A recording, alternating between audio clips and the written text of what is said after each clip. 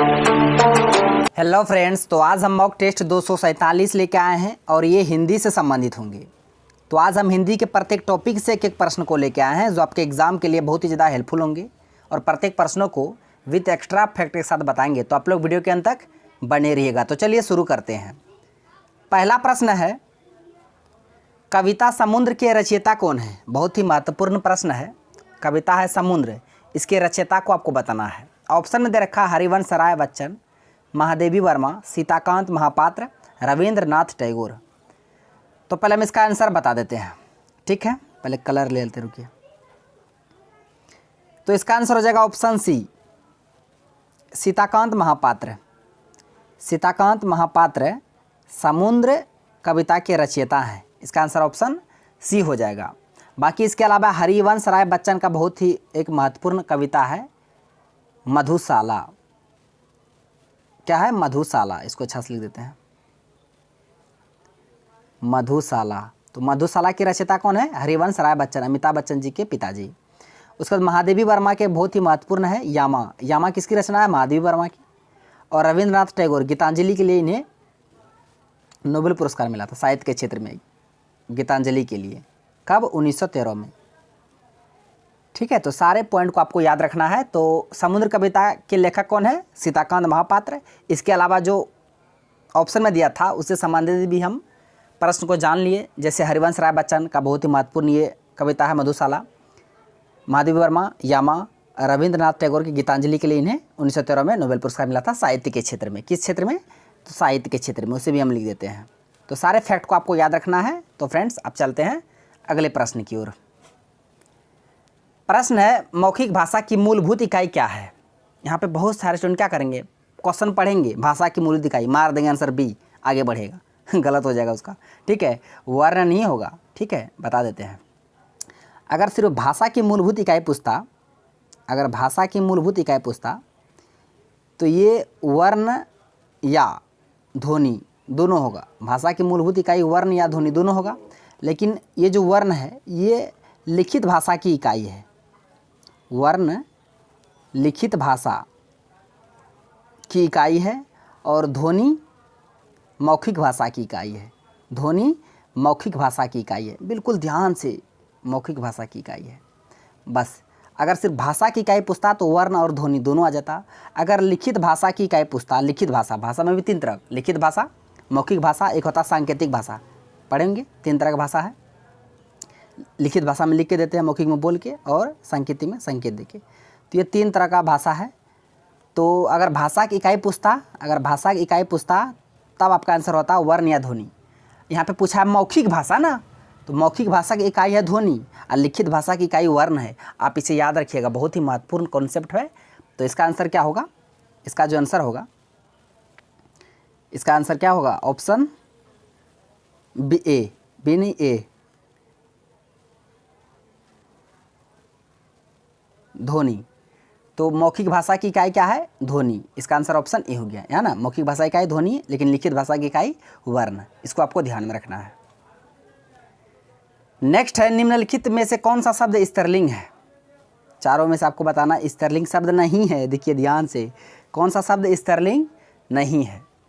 सवारी, ये स्त्रीलिंग है। संतान, ये भी स्त्रीलिंग है। मक्खी, ये भी स्त्रीलिंग है। ये तीनों शब्द क्या है? स्त्रीलिंग है,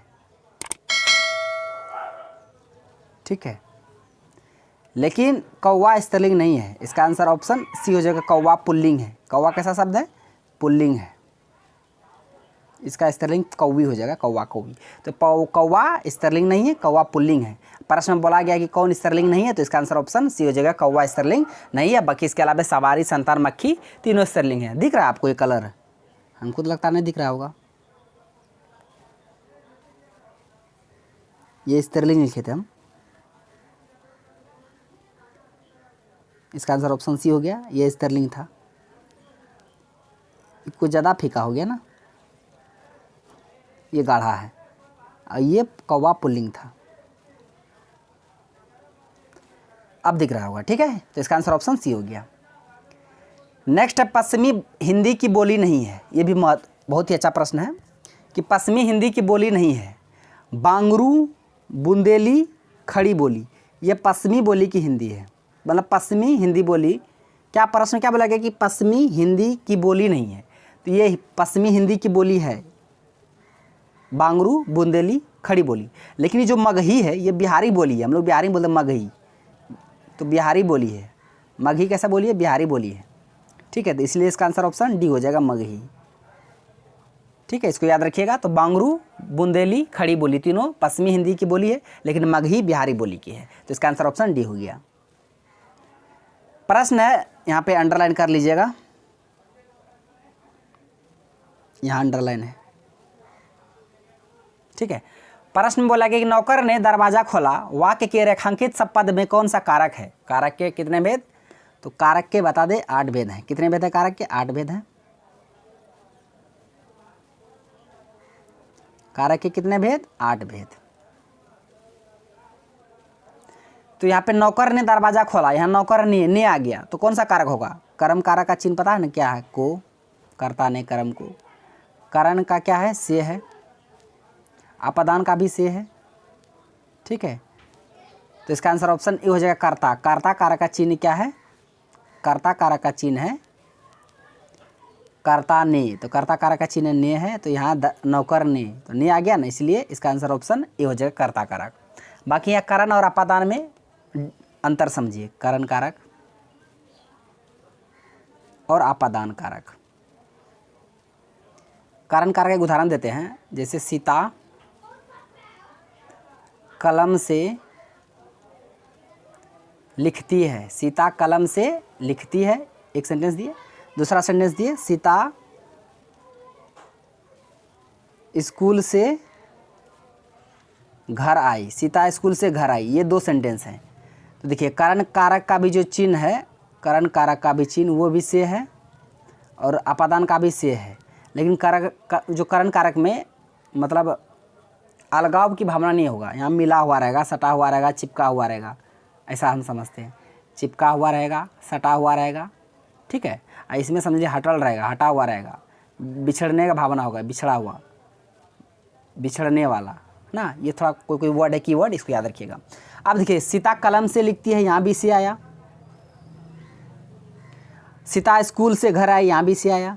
अब किसमें कौन सा कारक होगा? तो यहाँ देखिए, सीता कलम से लिखती है, कलम से जो सीता लिखती है उसका कलम और उंगली पे पकड़ा हुआ रहेगा, सटा हुआ रहेगा, चिपका हुआ रहेगा, तो यहाँ पे करण कारक हो जाएगा। ये सेंटेंस कौन सा कारक? मतलब करण कारक। लेकिन यहाँ सीता स्कूल से घर आई, स्कूल से घर आई, स्कूल से संबंध टूट गया सीता का, वो घर चले आई, यानी अलग हो रहा है, बिछड़ा हो रहा है, इसलिए इसका आंसर क्या हो जाएगा? इसमें अपादान कारक हो जाएगा। ये वाला सेंटेंस अपादान कारक का है, ये वाला करण कारक का। आई होप आप ये डिफरेंस समझ गए होंगे करण कारक और अपादान कारक के बीच, आप इसे याद रखिएगा। ठीक है, जिसमें सटा हुआ रहेगा करण कारक, हटा हुआ रहेगा तो वो अपादान कारक। जिस तरह पेड़ से पत्ता गिर रहा है, अलग हो रहा है, तो वहाँ भी अपादान कारक। प्रश्न है, आगे कुआं पीछे खाई, ये लोकोक्ति है। एक होता मुहावरे, एक होता लोकोक्ति। तो लोकोक्ति का आपको अर्थ बताना है, किसका? तो आगे कुआं पीछे खाई। ऑप्शन में दे रखा, मार्ग में अवरोध होना, अचानक से विपत्ति आना, बेकार की बातें करना, कार्य करने या ना करने दोनों में खराबी है, कार्य करने या ना करने दोनों में खराबी। तो ये इसका आंसर हो जाएगा, ऑप्शन डी इसका करेक्ट आंसर हो जाएगा। ठीक है, तो मार्ग में अवरोध ये नहीं होगा, ये भी नहीं होगा, ये भी नहीं होगा, इसका आंसर ऑप्शन डी हो जाएगा। प्रश्न है, पुत्र शोक का समास विग्रह। पुत्र शोक का अगर समास विग्रह आपको करना है, पुत्र शोक, पहले आपको समास विग्रह करना है। तो कैसा? वही समास विग्रह करके ऑप्शन में दिया है, तो इसका विग्रह कैसे कीजिएगा? तो पुत्र शोक, तो इसका विग्रह कीजिएगा, पुत्र पर शोक, पुत्र से शोक, पुत्र के लिए शोक, पुत्र का शोक। तो वो सुनने में क्या अच्छा लगता है? पुत्र के लिए शोक, पुत्र के लिए शोक हो जाएगा पुत्र शोक। तो इसका आंसर क्या होगा? ऑप्शन सी इसका करेक्ट आंसर हो जाएगा, पुत्र के लिए शोक, पुत्र शोक। तो इसमें संप्रदान तत्पुरुष होगा, मतलब समास कौन सा होगा? तत्पुरुष तो होगा, तत्पुरुष में भी कौन सा? संप्रदान तत्पुरुष। प्रश्न है, गोद में लड़का शहर में ढिंढोरा, ये मुहावरा आ गया। इससे पहले लोकोक्ति था, ये मुहावरा आ गया कि गोद में लड़का है और शहर भर में ढिंढोरा। समझ गए ना? इस मुहावरे का अर्थ बताना है। छोटे शिशु को तलाशना, ये गलत बात है, ये नहीं होगा। अत्यधिक शरारती बालक, ये भी नहीं होगा। छोटे बालक की प्रशंसा करना, ये भी नहीं होगा। पास में वस्तु रहते हुए चारों ओर खोजना, हाँ ये सही है। वस्तु उसका पास में रखा है लेकिन फिर वो चारों तरफ ढूंढ रहा, वही बोला है कि गोद में लड़का सारा बार में ढूंढ रहा है मेरा बेटा कहाँ, मेरा बेटा कहाँ, रखा बगल में वस्तु है लेकिन ढूंढ रहा है कहाँ है, कहाँ कहाँ, समझ रहे हैं ना। प्रश्न है, यहाँ भी अंडरलाइन होगा, यहाँ रातों रात में अंडरलाइन है, ठीक है। रातों रात पेड़ों की कटाई हो गई, रेखांकित शब्द में कौन सा समास है। रातों रात वर्ड आया है, रातों रात, रातों रात, इसका पहले समास विग्रह करना पड़ेगा, ठीक है। इसका अगर समास विग्रह कीजिएगा तो होगा रात ही रात में, रात ही रात में, ये इसका समास विग्रह होगा। और इसमें अव्ययी समास होगा, अव्ययीभाव समास। तो इसका आंसर ऑप्शन ये हो जाएगा, अव्ययीभाव समास। कौन सा समास, अव्ययीभाव समास। समास विग्रह याद रखिएगा, रात ही रात में, रातों रात। तो ये आज का लास्ट प्रश्न है। इस प्रश्न के आंसर को आप लोगों को कमेंट बॉक्स में देना है कि अपादान कारक का विभक्ति क्या है, ने, को, से, पर। तो फ्रेंड्स आज का प्रश्न बस यहीं तक था। सारे प्रश्नों को बिल्कुल कॉन्सेप्ट साथ बता दिए। यदि आपको वीडियो अच्छा लगा तो मेरा वीडियो को लाइक कीजिए तथा मेरा यूट्यूब चैनल करिए जैसा डाक को सब्सक्राइब करें और बेल आइकन को भी हिट कर दीजिए ताकि हर एक लेटेस्ट वीडियो का नोटिफिकेशन तुरंत आप तक पहुँच जाए। थैंक्स फॉर वॉचिंग वीडियो, धन्यवाद। अब मिलते हैं नेक्स्ट वीडियो में नेक्स्ट टॉपिक के साथ, तब तक के लिए जय हिंद।